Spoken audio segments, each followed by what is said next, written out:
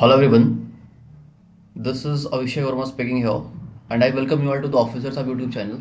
Okay so video की thumbnail देख के समझ में आ गई होगी आपको कि चीज़ें क्या होने वाली हैं एंड ये एफकेट सेम नहीं है ना? किस पर्सपेक्टिव से? ओके ओके सो देखो, जैसा एफकेट हमारा पहले जो था जो कराती थी सी टैक है ना, एंड अब आ गई है एडसिल है ना. सो एडसिल के आने के बाद क्या चीज़ें चेंज हुई हैं? बहुत सारी चीज़ें. इनफैक्ट आपने ये तो देख लिया होगा है ना, एग्ज़ाम डेट कब है? जनवरी में दिस टाइम. एंड मैं कुछ चीज़ें इसमें बताऊंगा जो इनफैक्ट इस पूरे नोटिफिकेशन को देखने के बाद भी है ना, कुछ चीज़ें जो हैं सबके समझ में नहीं आती है. देखो क्या चीज़ें हैं, जो कुछ ऐसी चीज़ें बताऊंगा जो आपको डिफरेंट लगेंगी है ना. देखो अल्टीमेट क्या है, नोटिफिकेशन में जो वैकेंसी है वो अल्टीमेटली वैकेंसी इंक्रीज हुई है ना. जैसे देखो मेन के लिए आप यहाँ पे देख रहे होगे, ठीक. ये क्या है, मेन की वैकेंसी है. यहाँ पे देखो ये सारी मेन की वैकेंसी. ओके सो अब आप देखोगे इसमें आप एलिजिबल किसके लिए हो. ये मेन की हो गई. इनफैक्ट इधर देखो ये वुमेन की वैकेंसी है ना. काफ़ी सारी वैकेंसीज इंक्रीज हुई हैं. ओके सो अल्टीमेट थिंग क्या है, ये मेन एंड वुमेन की वैकेंसी हो गई. इनफैक्ट रुको मैं इसे इरेज करता हूँ, ठीक है, फिर बताता हूँ कुछ और. देखो ध्यान से इसको, आप यहाँ देख पा रहे हो ये है टेक्निकल एंट्री. हाँ, एंड टेक्निकल एंट्री में यहाँ देख रहे होगे, टेक्निकल एंट्री की वैकेंसी देखो कितनी ज़्यादा है ना. इनफैक्ट गर्ल्स की भी ज़्यादा है टेक्निकल एंट्री. अब देखो पता है टेक्निकल एंट्री की जो कट ऑफ लगती थी ना अभी से पहले से ही, वो कट ऑफ बहुत कम लगती थी. बहुत ही कम. इनफैक्ट समझो ऐसा ना कि कट ऑफ अगर 137 139 गई है तो टेक्निकल एंट्री की कट ऑफ 120 समवेयर अराउंड होती थी उस टाइम पे. ठीक है सो तो इनकी सिलेक्शन रेट काफ़ी हाई होती है. ओके इनफैक्ट इस बार से है ना, इस टर्म से क्या किया इन्होंने, टेक्निकल एंट्री वालों को इन्होंने ये परमानेंट भी करेंगे, मैन वुमेन बोथ. दिख रही होगी आपको. हाँ ओके. एंड इनफैक्ट अगर आप फ्लाइंग के लिए एलिजिबल हो है ना, मोस्ट ऑफ द कैंडिडेट्स जो फ्लाइंग के लिए इंटरेस्टेड होते हैं इनफैक्ट उनकी एज होती है, उनके लिए प्लस पॉइंट है ना. क्योंकि फ्लाइंग इंक्रीज हुई वैकेंसी मेन के लिए वुमेन के लिए बहुत ही गोल्डन चांस है. बट जो फ्लाइंग के लिए फिट नहीं है ना, जो फ्लाइंग के लिए एलिजिबल नहीं है, इनफैक्ट उनकी साइंस में मार्क्स फिजिक्स मैथमेटिक्स के इनफैक्ट नंबर कम हो सकते हैं या उनकी एज क्रॉस हो सकती है 24+. तो देखो they are only eligible for the ground duty है ना, वो भी नॉन टेक्निकल. तो उनके पास ओनली वैकेंसी कितनी है, ध्यान से देखो, इतनी है. ओके अराउंड समवेयर अराउंड आप 20 से 22 लगा लो, बस इतनी वैकेंसी है. ठीक. एंड बॉयज़ जो कहते हैं मैन कैडेट के पास कितनी वैकेंसी है, समवेयर अराउंड 50 यहाँ हो गई 70, ठीक है 80 90 अराउंड आप समवेयर मान लो है ना. बट 100 से वैकेंसी कम है. अब देखो अल्टीमेटली अगर आपको क्या करनी है, कट ऑफ क्लियर करनी है. ठीक. इसके रिगार्डिंग ओनली अगर आप चाहते हो कि कट ऑफ क्लियर हो, पेपर निकाले एंड लोगों को बताया कि बस मैंने पेपर क्लियर कर लिया, ठीक. तो कट ऑफ जितनी लगेगी आपके नंबर, आप यूजुअली पढ़ोगे तो आपके नंबर उतने आ जाएंगे, आप पेपर क्लियर इजीली कर लोगे. बट अगर आप ये जर्नी को पूरी कंप्लीट करना चाहते हो है ना, आप अगर देख रहे हो कि मुझे एकेडमी तक अंदर जाना है ना, तो एकेडमी तक जाने के लिए क्या चीज़ें हैं, अगर आप, मैं बता दे रहा ना आपको इधर से कि नॉन टेक्निकल जो ग्राउंड ड्यूटी वाले हैं है ना, तो इनके लिए क्या करनी पड़ेगी आपको, चीज़ें क्या है मेन के लिए एंड वुमेन के लिए अल्टीमेटली. तो देखो फर्स्ट थिंग जो प्रोसेस है पेपर क्लियर करना, देन एस AFSB का प्रोसेस, देन मेडिकल वगैरह है ना, ये सब चीज़ें तो कॉमन है, मेरिट वेरिट है ना. बट देखो लास्ट फाइनली क्या बनती है कि मेरिट की बात आती है ना. तो जैसे यहाँ पे जैसा यहाँ सीन दिख रहा है ना गर्ल्स वाले में, अगर आपके है ना despite of the level of paper है ना, उसकी बात अभी कर ही नहीं रहा मैं. ये जो इतनी वैकेंसी है इसके अराउंड में अगर गर्ल्स की जो नंबर है वो 200 समवेयर अराउंड नहीं होंगी है ना, मतलब 190+ और 200+, तो उनके चांस अगर इतने हैं तो उनके चांस बहुत अच्छे बनेंगे है ना एकेडमी तक जाने के. और बॉयज़ की जो है वो जो मेन कैडेट होंगे उनके उनकी उनके जो कट ऑफ कितनी भी लगे ठीक है, बट जो मार्क्स होगा अल्टीमेटली वो उनके मार्क्स 180+ से लेके 200+ होने चाहिए अगर वो एकेडमी तक जाना चाहते हैं तो है ना. एंड उतने अगर होंगे तो एकेडमी तक वो इजीली जा सकते हैं. ओके एंड फ्लाइंग के लिए ऑब्वियसली कट ऑफ कम लगेगी है ना. अब पूछो कि भैया ऐसा कैसे है ना, ऐसा कैसे हो गया फ्लाइंग के लिए कट ऑफ कम लगेगी. इसकी रीजंस हैं. है ना। देखो आप प्रायोरिटी लिस्ट में तो फ्लाइंग भरोगे, है ना, फ्लाइंग फ्लाइंग डालोगे, बट अल्टीमेटली चीज़ें क्या होती हैं कि कट ऑफ फ्लाइंग की ना, जो फ्लाइंग के जो लोग होते हैं, फ्लाइंग में जो जितने स्टूडेंट होते हैं एलिजिबल, वो कम होते हैं। बिकॉज ऑफ, देखो दो रीज़न है। एक तो रिकमेंड हो गया वो, है ना, देन आफ्टर जितने लोगों ने फ्लाइंग में अप्लाई किया था उसमें से जिनका सीपीएसएस और पीएबीटी क्लियर हुआ, ठीक है, only they are eligible for that. समझ रहे हो। तो जो मेरिट होती है वो उसके बाद बनेगी, है ना, सीपीएसएस के बाद। तो सीपीएसएस होने के बाद वो जो अल्टीमेटली चीज़ें होती हैं, तो सीपीएसएस जिनका क्लियर हुआ, only they are fit for this, है ना। एंड वो जिनके, देखो लेट्स अज्यूम अ केस, है ना, कि एक कैंडिडेट जिसका जिसका मार्क्स अराउंड समवेयर अराउंड 200 और 195 है, ठीक है, या दूसरा कैडेट जो है उसका ओनली उसका मार्क्स 160 और 70 है, ठीक है। तो देखो जो जिसका मार्क्स हाई है ना, अगर उसने सीपीएसएस क्लियर नहीं किया, है ना, तो they are he is not fit for that of branch ना। फ्लाइंग के लिए वो फिट नहीं है, फिर उसे नेक्स्ट ब्रांच में भेज दिया जाएगा, दैट इज टेक्निकल या फिर ग्राउंड ड्यूटी, है ना, टेक और non tech, okay. So but जिसका मार्क्स कम था 170, है ना, उसने सीपीएसएस क्लियर किया, इनफैक्ट उसने मेडिकल्स के प्रोसेस में अपना जो मेडिकल स्टैंडर्ड्स अलग होता है फ्लाइंग का, उसमें भी अगर वो फिट है, देन फिर तो वो he is eligible for flying ना। तो दैट इज द थिंग, है ना। अगर आप प्रिपेयर करो फ्लाइंग के लिए, तो फ्लाइंग कट ऑफ अल्टीमेटली ये नॉन टेक ग्राउंड ड्यूटी से कम ही जाती है फाइनल मेरिट में, है ना। बट गर्ल्स के लिए एंड ओनली जो कि नॉन टेक ग्राउंड ड्यूटी के लिए हो, है ना, आप लोग के लिए क्या है, कट ऑफ काफ़ी, देखो अल्टीमेटली जो है मैं फाइनल मेरिट की बता रहा हूँ, है ना। फाइनल मेरिट में क्या है कि आप जितना अच्छा स्कोर कर सको ना उतना अच्छा करो। अब देखो मैं ये सब बता रहा हूँ भैया, आप तो अभी से डरा दे रहे हो, है ना, कैसे करेंगे, कैसी चीज़ें कैसी होंगी, है ना। अभी तो काफ़ी मतलब इंक्रीज सिलेबस हो गया तो डर भी लग रहा। बट देखो मैं डराने के लिए नहीं आया हूँ, है ना। अल्टीमेटली आपने ये मोटिव तो लिया होगा ना दिमाग में, ये चीज़ें सोची होंगी ना कि यार एयरफोर्स में जानी है ना, ऑफिसर बनना है, ओके। एंड फिर यहाँ पे चीज़ें हमें परफॉर्म करनी है, ओके। सो एग्जामिनेशन है, परफॉर्म करना है। अब देखो सारे प्रोसेस अगर आपके दिमाग में पहले से क्लियर होगा, है ना, कि you have to get that 180 plus और 200 समवेयर अराउंड, है ना, देन यू आर श्योर कि आप मेरिट इन हो रहे हो एंड आप एकेडमिक जा रहे हो, है ना।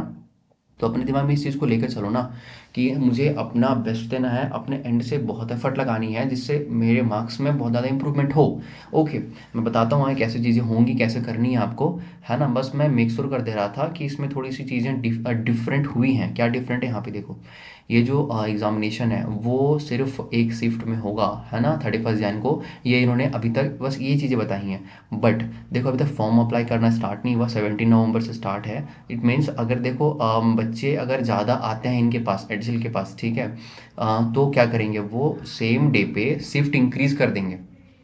समझ पा रहे हो, 31 जैन को ही सेकेंड शिफ्ट, थर्ड शिफ्ट ऐसे कर देंगे, एंड देन फिर नॉर्मलाइजेशन होगा। अगर एक ही शिफ्ट रहा तो वहाँ नॉर्मलाइजेशन की तो कोई तो बात ही नहीं है, ठीक है, समझ पा रहे हो चीज़ों को। तो नॉर्मलाइजेशन जब नहीं होगा तो आपके रॉ मार्क्स उतने ही हो जाएंगे, बट इनफैक्ट वो गर्ल्स बॉयज़ को ऐड करके नॉर्मलाइज भी कर सकते हैं, देर हैव अ चांस, ठीक है। तो देखो यहाँ पे जो ये जीएस वाला पोर्शन हमारे पास है ना, ये हमारे पास क्या होगा, इंग्लिश वाला पोर्शन, ठीक। जीएस वही है, इंग्लिश वही है, न्यूमेरिकल एबिलिटी, एंड ये देखो न्यूमेरिकल एबिलिटी ये हो गया हमारे पास मैथ्स वाला पोर्शन। एंड देखो रीजनिंग वाला पोर्शन है। आगे देखो ये ऐड है मिलिट्री एप्टीट्यूड टेस्ट, है ना। इसमें कुछ डिफरेंट हो सकती हैं और नहीं भी, है ना, नो वन नोज, ठीक है।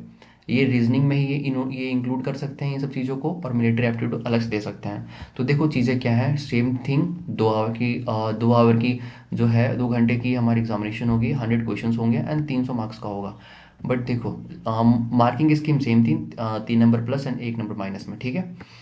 यहाँ पे कुछ चीज़ें, एक चीज़ दे रखी है ना, आपको दिखाता हूँ, चलो यहाँ आ जाओ,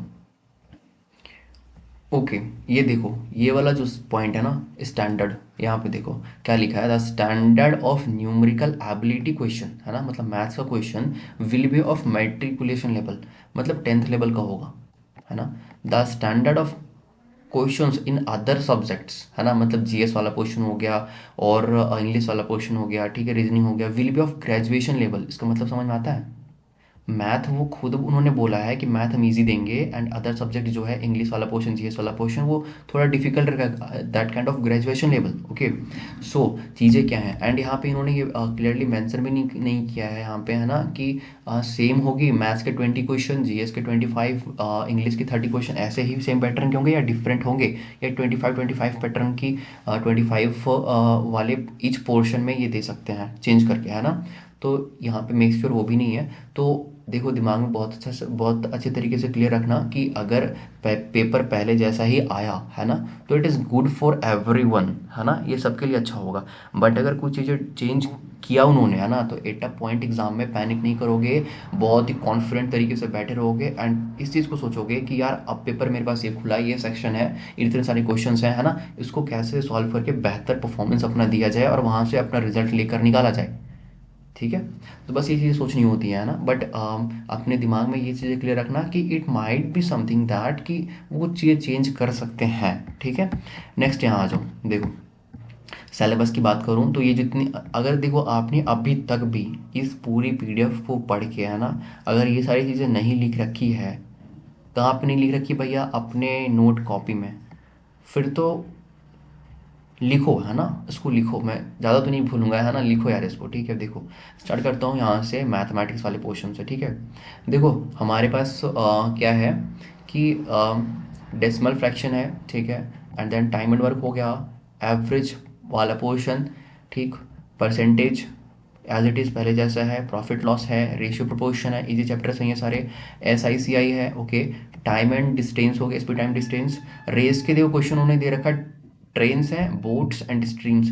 देखो एक जो ट्रेन एंड बोट वाले क्वेश्चन है ना, वो तो है ही, इनफैक्ट रेस के ना एक अलग सा टॉपिक है, ठीक है, रेस के लिए, तो वो भी कंप्लीट कर लेना। ठीक, and area and perimeter mensuration आ गया आपका, प्रोबेबिलिटी, मैं कह रहा था ना, प्रोबेबिलिटी बहुत टाइम से वो नहीं पूछते हैं, बट व्हेन दे आस्क तो बेस थ्योरम से ज़्यादा वो क्वेश्चन पूछते हैं। ठीक, तो प्रोबेबिलिटी भी करके जाना, इनफैक्ट इन्होंने इन्होंने लिख रखा है। ठीक है, नंबर सिस्टम अच्छा चैप्टर है, okay, and number series, okay, and mixture and alligation के रूल्स जो हैं, ठीक है, एंड ये देखो square and square root, cube and cube root, ये सारे याद कर लोगे भैया। कहाँ तक याद करेंगे, बहुत लंबी है ना, cube cube root square root, तो कहाँ तक याद करोगे आप, 50 तक तो जेनुइनली याद करोगे ही करोगे, है ना, वहाँ तक याद करना है, एंड कैसे सॉल्व भी करते हैं ना वो भी निकाल कर सीख कर जाना।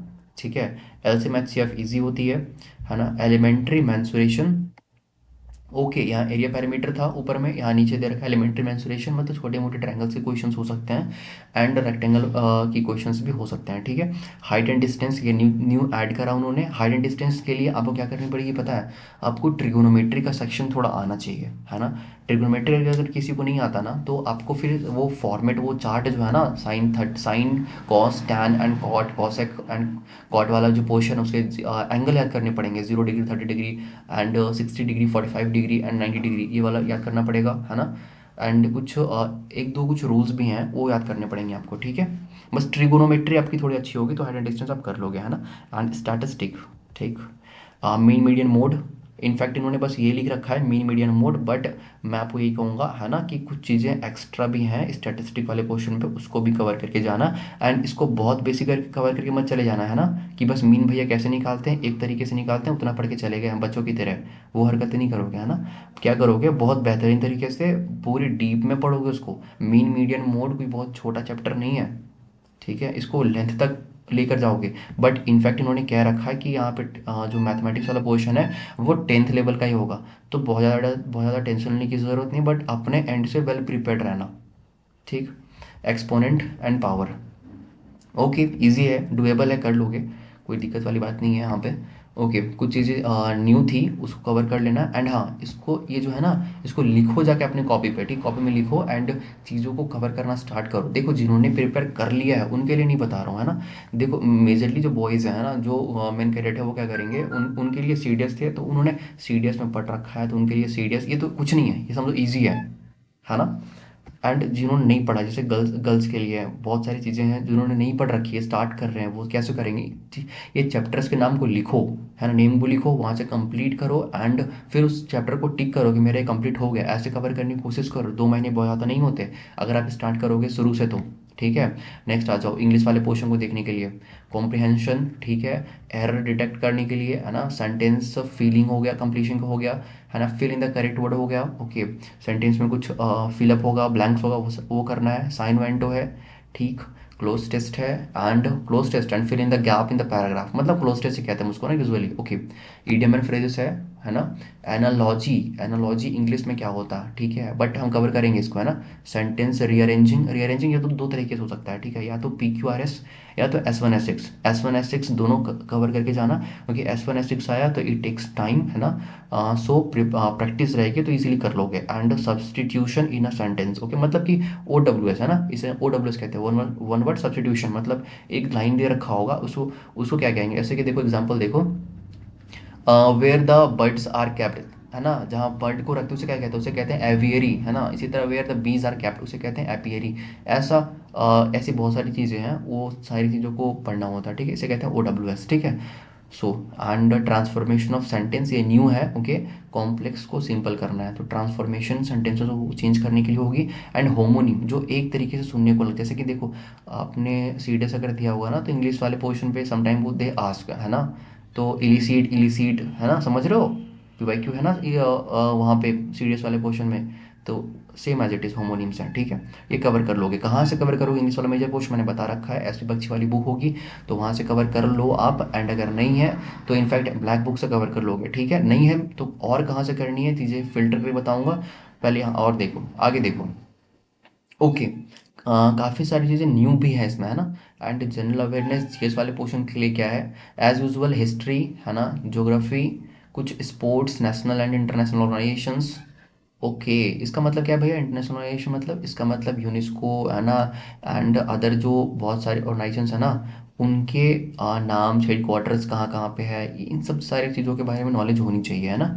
And art and culture, personalities, personalities मतलब, पर्सनैलिटीज़ मतलब कि बुक्स के ऑथर्स हो गए हैं, है ना, एंड सेलिब्रिटीज़ हो गए हैं, ठीक है, उनके बारे में कुछ चीज़ें हो गई, वो सब सारी चीज़ों के बारे में यहाँ पूछी जाती है। इन्वायरमेंट एंड इकोलॉजी, ठीक, इंडियन पॉलिटी, है ना, ओके, इकॉनमी की थोड़ी थोड़ी नॉलेज होनी चाहिए, बेसिक साइंस बेस्ड नॉलेज, ठीक है, साइंस एंड टेक भी चाहिए, ओके, एंड करेंट अफेयर, ठीक है, कर लेंगे हम इसको। एंड डिफेंस, ऑब्वियसली डिफेंस की नॉलेज तो चाहिए ही चाहिए, करंट अफेयर्स आप कवर कर लोगे।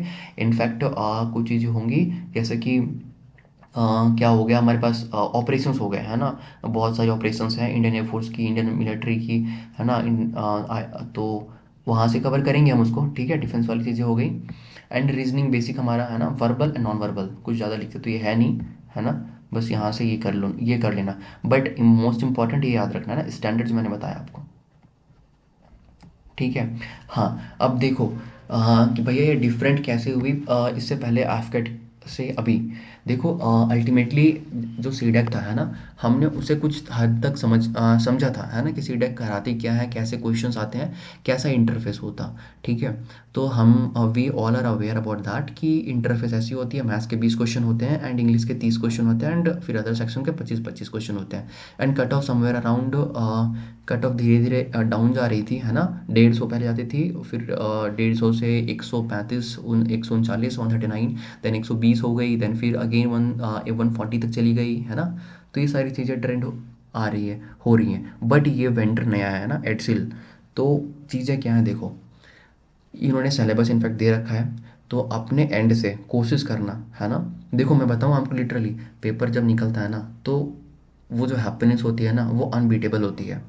I can literally say that, ठीक है, कि ये चीज़ें जो है ना, एक बार एफर्ट कर लोगे, तुम एफर्ट डाल दोगे, फिर आपका जो रिजल्ट आएगा ना, वो अल्टीमेटली इतना बेहतरीन आएगा ना, आप खुश रहोगे, ठीक है, एंड खुद में हैप्पी फील करोगे, है ना। तो उस फीलिंग के लिए ना, वो उस फीलिंग के लिए मतलब इतनी एफर्ट पुट इन करना ताकि आपका रिजल्ट हो जाए, बिकॉज ऑफ ना, आपका अगर पेपर पता है, आप जब कभी फेल हुए होगे ना, आपको उस टाइम रियलाइज हुआ होगा कि यार इतनी मेहनत करा उसके बाद भी नहीं हुआ, तो यार उस एंड तक नहीं हुआ, बट उसके बियॉन्ड थोड़ी मेहनत और करते हैं ना, एंड राइट तरीके में, है ना, तो हो जाता।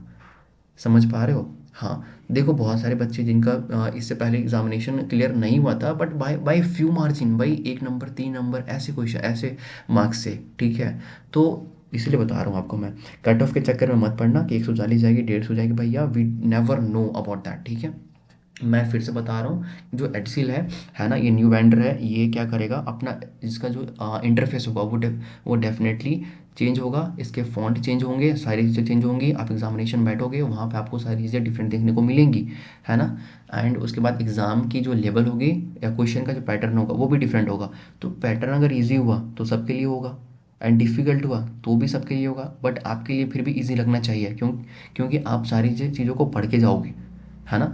एंड देखो जो कट ऑफ अल्टीमेटली होगी, अभी मैं बता नहीं रहा हूँ बट गाइड कर रहा हूँ, है ना। देखो इस चीज़ को दिमाग में बहुत क्लियर रखना कि कट ऑफ कम भी हो सकती है, कट ऑफ समवेयर अराउंड 100 भी जा सकती है, और कट ऑफ समवेयर अराउंड 200 भी जा सकती है। No one knows. समझ रहे हो? अब बोले कि भैया 200 कट ऑफ कहीं चली जाएगी, ऑब्वियसली जा सकती है ना। क्यों? देखो टेक्निकल वालों के लिए तो ऑब्वियसली कम ही होगी, है ना, क्योंकि वहाँ भीड़ नहीं है। बट अल्टीमेटली जो दूसरे सेक्शन है, नॉन टेक वाले हैं एंड उधर फ्लाइंग वाले हैं, तो उनके लिए कट ऑफ ज़्यादा भी लग सकती है, ठीक है। अगर पेपर ईजी आया तो सब अच्छा करेंगे, है ना। फिर कट ऑफ समझो 200 के अराउंड प्लस जाएगी, और नॉर्मलाइजेशन का कोई चक्कर ही नहीं है। शिफ्ट उन्होंने दे नहीं रखा कि कितने दिनों में करा रहे हैं, है ना, वो आगे अनाउंस करेंगे। ठीक। सो इस बेसिस पे तो भैया सेफ थिंग क्या है कि हम अपने अपना परफॉर्मेंस बेहतर करें, है ना। सेफ थिंग क्या है? देखो सेफ चीज़ें यही है कि डिस्पाइट ऑफ थिंकिंग कि क्या क्या चीज़ें हैं जो हमें वहाँ पे लैग कर सकती हैं, और जो हमारे अंदर जो कुछ कमियां हैं उसे ठीक, है ना, कैसे करें। देखो ध्यान इस पे दो ना कि अपने एफर्ट्स एक्स्ट्रा कैसे पुट इन कर सकते हैं। अगर हमने कर लिया था, है ना, हमने सारी चीज़ें कर रखी हैं, तो दोबारा से रिवीजन कैसे करें, है ना। तो रिवीजन करने के बाद सारी चीज़ों को प्रैक्टिस करेंगे, है ना, देन फिर उस चीज़ को बेहतर बनाएंगे। देखो जिनका बेहतर है, अगर मैं कुछ चीज़ें बता रहा हूँ इतने बच्चों से बात करने के बाद और देखने के बाद, जिनका भी मैथ वाला पोर्शन स्ट्रॉन्ग नहीं है, ठीक, अभी बहुत टाइम है। मैं कह रहा हूँ मैथ्स को अपने बहुत स्ट्रॉन्ग कर लो। समझ आ रही है बात? मैथ्स को इतना स्ट्रॉन्ग कर लोगे ना, आप जिस भी एग्जाम में बैठोगे ना क्लियर कर दोगे, ठीक है। तो जो 1 नंबर से 2 नंबर से रह जाते हो ना हर बार, इन सब चक्करों में नहीं पड़ोगे। तो मैथ को इतना स्ट्रॉन्ग कर लो आप, है ना। दो पोर्शन पकड़ो, ठीक है। जैसा कि देखो ऑलवेज मैं ऐसा करता हूँ, मैं आपको बता रहा हूँ कुछ अपनी स्ट्रैटेजी, है ना। मैं जिस भी एग्जाम में बैठता हूँ ना लगभग, ठीक है, सारे एग्जाम ऐसे मैंने क्लियर किए हैं विद अ वेरी क्या कहता हूँ, तो वो छोटी सी स्ट्रैटेजी है। क्या है देखो, मुझे जो आता है ना, मुझे जो आता है मैथ्स वाला पोर्शन एंड रीजनिंग वाला पोर्शन, ठीक है। तो मैं क्या करता हूँ, मैथ्स वाले पोर्शन में एंड रीजनिंग वाले पोर्शन में कोशिश करता हूँ इसमें एक भी क्वेश्चन गलत ना हो। मैं जितना अपने एंड से बेहतर कर सकता हूँ उतना करता हूँ उसमें, ठीक है। एंड मेरा जो इंग्लिश है, देखो इंग्लिश तो अच्छा है नो डाउट, बट एग्जामिनेशन के पैटर्न में, है ना, वो इंग्लिश फिट होती या नहीं। समझ पा रहे हो क्या कह रहा हूँ? मैथ जो है वो तो जैसा है मैथ वैसा ही रहेगा, कितना डिफिकल्ट वो कर ले। रीजनिंग जैसी वैसी रहेगी कितनी डिफिकल्ट वो कर ले। बट इंग्लिश के साथ ऐसा नहीं है। इंग्लिश इजी भी होती है, इंग्लिश डिफिकल्ट भी होती है ना। तो पेपर के अकॉर्डिंगली जैसा आता है उसके अकॉर्डिंग मॉडिफाई करते हैं एग्जामिनेशन में बैठ कर, है ना, कितना हम इंग्लिश में कर सकते हैं। तो इंग्लिश को मैं कंप्लीट तो पूरा करता हूँ, बट इसमें स्कोर करने की कोशिश करता हूँ 80 प्लस, है ना, 80%, ओके। एंड एक्यूरेसी, एक्यूरेसी हमेशा 100%, ठीक है, कि सारी जो मैंने टिक करा वो सारी चीज़ें सही हो। एंड जनरल अवेयरनेस के लिए पढ़ के सब जाओ, बट एक्सपेक्ट मत करना कि जितनी पढ़ी है वो सारी चीज़ें आएंगी। बट जितना पढ़ रखा है उसी से ही चीज़ें बेहतर करनी है, उसी से ही करना है ना, क्योंकि सबके पास जीएस में उतना ही कंटेंट है, ठीक। तो मेजर पोर्शन अपने ना स्ट्रॉन्ग कर लो, थोड़ा थोड़ा करके मत जाना, है ना, कि थोड़ा मेरा इंग्लिश स्ट्रॉन्ग है, जीएस स्ट्रॉन्ग है, इसके भरोसे चल के एग्जाम देने। नहीं, ऐसा बिल्कुल नहीं करना, ठीक है। बहुत सारे बच्चे पिछली बार ऐसा ही किए थे। नहीं, जो चीज़ें एक्यूरेट होती है ना, जो चीज़ें सही हैं, जिसमें मार्क्स स्कोर होंगे, स्कोरिंग पोर्शन जो है उसको कंप्लीट करो, ठीक है। सो दैट इज़ इट, बस यहीं तक था, है ना। एंड काफ़ी चीज़ें चेंज हुई हैं तो बता दिया मैंने उस चीज़ को कि अपने एंड से बहुत बेहतर कर लेना, ठीक है। देखो अल्टीमेटली जो हमारा यूट्यूब चैनल है ऑफिसर साहब, मैं बता देता हूँ इससे पहले वाले टर्म में, आफ्टर वाले टर्म में मैंने काफ़ी चीज़ें कराई थी। इंग्लिश वाला पोर्शन कुछ कराया था, एंड मैथ्स का वन शॉट ऑन लिया था, वो भी आपके डिमांड पे कि भैया मैथ्स थोड़े करा दो कंप्लीट, इसलिए, ठीक है, वन शॉट लिया था। एंड ऑल्सो ये जीएस वाला पोर्शन, ठीक है, जीएस की सीरीज काफ़ी चलाई थी अच्छी, जिससे क्वेश्चन भी डायरेक्टली फंसे थे, है ना। तो दिस टाइम ऑल्सो मेरी जो जो आएंगी वीडियोस, ओके, यूट्यूब में सारे फ्री ऑफ कॉस्ट है, ठीक है, आप जाकर देखोगे इसे। इंग्लिश पूरी की पूरी करवा दूंगा, है ना। एंड इनफैक्ट मैथ्स भी पूरी सारी चैप्टर्स करवाऊंगा यहाँ पे आके, ठीक। एंड जीएस वाला पोर्शन एक एक कंटेंट दूंगा, है ना, जो अल्टीमेटली एग्जाम में फंसेंगे डायरेक्टली, है ना। आप पढ़ोगे इसको, यू विल टेक डेफिनेटली, है ना। कितने 2-2.5 महीने आप पूरे इंगेज करोगे, बट मैं इन सब सारी चीज़ों को, ठीक है, एग्जाम के पॉइंट ऑफ व्यू से पढ़ाऊंगा, ठीक है। एंड मैं ये क्लियर कर देता हूँ ना, ये बता देता हूँ आपको मैं, ठीक है, अल्टीमेटली, कि मैं जितना पढ़ाऊँगा ना, सारी चीज़ें कंटेंट फिल्टर करके लेके आऊँगा, एंड सारे क्वेश्चन जो टाइप्स होंगे वो एग्जाम में वैसे ही वैसे फंसेंगे डायरेक्टली, ठीक है। हाँ, कुछ चीज़ें हैं डिफरेंट, ठीक है। अब मैं सब तो नहीं बता सकता, बट जितना कराऊंगा ना उतना कर लेना, है ना। हिंट भी पकड़ा करो, है ना, हिंट भी समझा करो, ठीक है। ऑफिसर बनने जा रहे हो तुम। ओके। सो बट्स अल्टीमेटली यही यही चीज़ें थी, है ना। And okay. सो बट हाँ, ध्यान रखना चीज़ों को, जितनी कंटेंट करवाऊंगा ना यूट्यूब पे आके, सब के सब करके जाना, ठीक है। ना समझ में आए 2x पे लगा लेना, ठीक है, वीडियो को 2x पे लगा लेना, नोट मत करना, देख लेना, या नोट करने को नोट करना, रट के जाना, ठीक है। मैथ ना समझ आए उसको सारी की सारी रट डालना, ठीक है। हाँ, बस इतना तो बता दिया मैंने, और क्या बताऊँ यार तुम्हें, चलो। Okay. So thank you so much everyone, जय हिंद। अच्छा करो, तैयारी कंप्लीट रखो, है ना, तैयारी करते रहो। एंड अल्टीमेटली प्रैक्टिस करोगे तो हो जाएंगी चीज़ें, है ना, हो जाती हैं। Okay, so thank you so much, जय हिंद।